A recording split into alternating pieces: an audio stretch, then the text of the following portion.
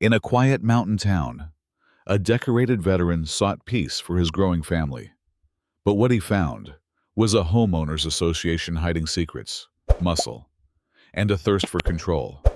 When they came after his pregnant wife, they thought he'd back down. They were wrong. This is the story of how one man turned a neighborhood's darkest secret into its loudest reckoning and reminded everyone what real protection looks like.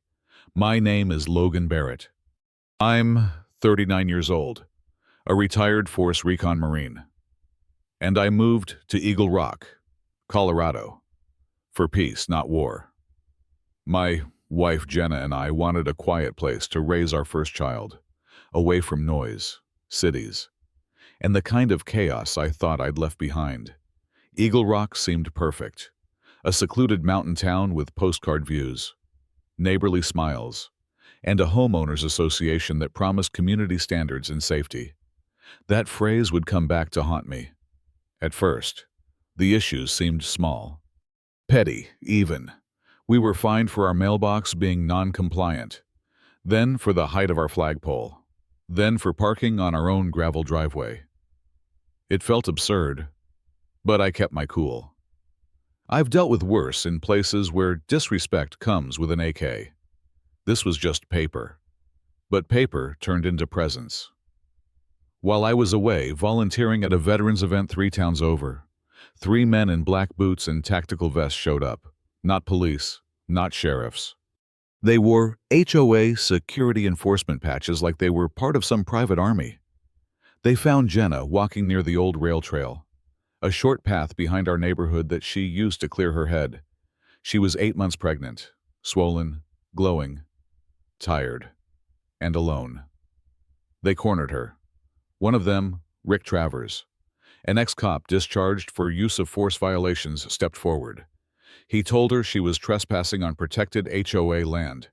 She tried to explain she lived nearby, that she'd walked this trail before, but Travers didn't care. He pulled out zip ties, told her she needed to be detained, for example. She laughed nervously, thought it was a joke. Then he grabbed her wrist. She screamed, told them she was pregnant, held her belly and begged. They didn't back off. They dragged her toward the old railroad tracks. One of them muttered, "Maybe now your husband will follow the rules." What they didn't know was that a local teenager, Milo, who often helped us with yard work, was nearby on his bike. He saw them. He heard everything. He stayed hidden behind a tree and filmed the entire thing on his phone. Then he called me. I picked up, just as he was uploading the video to the emergency cloud account I'd set up months ago. Muscle memory from a past life. "Mr. Barrett," he said, breath shaking. "You need to come home, right now." By the time I got there, Jenna was already safe. A woman walking her dog had heard the commotion and called 911. The men were gone by the time police arrived. Jenna was shaken. Her hands trembled as she spoke. But what chilled me more was the officer's response. "No probable cause," he said. "It's their word against hers." That's when I knew this ran deeper than a rogue security team. So I got to work.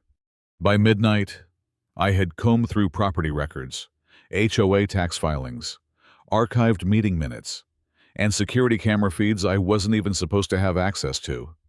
I found contracts, ones the HOA never publicly disclosed, signed with a shadow firm run by dishonorably discharged cops and ex-military operators. I found transactions where community dues were funneled into private accounts, labeled as grounds maintenance and conflict response. It was a syndicate. Wearing the mask of neighborhood management, the next morning, I moved fast. First, I sent the video Milo recorded to every major news outlet in Colorado. It spread like wildfire. Second, I called in a favor. Colonel Rhodes, now with Homeland Security, owed me from our last deployment. I gave him the facts, the footage, the financials. His response was short. "We'll be there before dark, by noon." I called an emergency town meeting. It was open air, behind the post office, in full view of the mountains. People came expecting gossip. What they got was a reckoning. I plugged in a laptop and projected the footage. Jenna's screams, the men, the zip ties, the dragging. Gasps rippled through the crowd. A woman dropped her coffee. One father started crying. Then I showed the contracts. The shell corporations, the surveillance equipment hidden in neighborhood lampposts. I showed names, bank accounts, signatures. And then, the twist. A former HOA bookkeeper, shaken and pale, stepped forward. She handed me a folder of documents she'd been too scared to report. Fraud, embezzlement, off-the-books payments to Travers and his team for compliance sweeps. That night, it all came crashing down. Rick Travers and two of his men were arrested at 8:14 p.m. by a mix of local police and DHS agents. No knocking, just cuffs. The HOA president, Elaine Cudahy, tried to flee. She was caught at Denver International Airport with 2 burner phones and $312,000 in cash. She didn't even get to the terminal. The sheriff's department, now under scrutiny, launched an internal review. 3 deputies were suspended for collusion. But we didn't get peace yet. At 3:41 a.m., Jenna went into labor. She delivered early. Our daughter, Grace, was born under soft hospital lights with snow just starting to fall outside. She was small, but strong.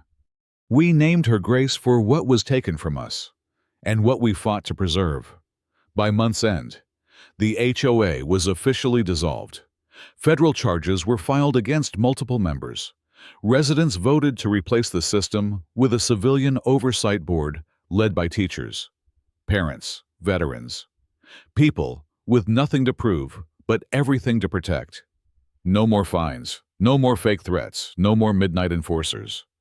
Now, the only things echoing through Eagle Rock are wind in the trees and kids laughing on their bikes. And sometimes, late in the evening, when Jenna's rocking Grace to sleep, we hear neighbors talking softly under porch lights about the man who fought back, about the woman who stood her ground, about the town that almost forgot who it was until it was forced to remember.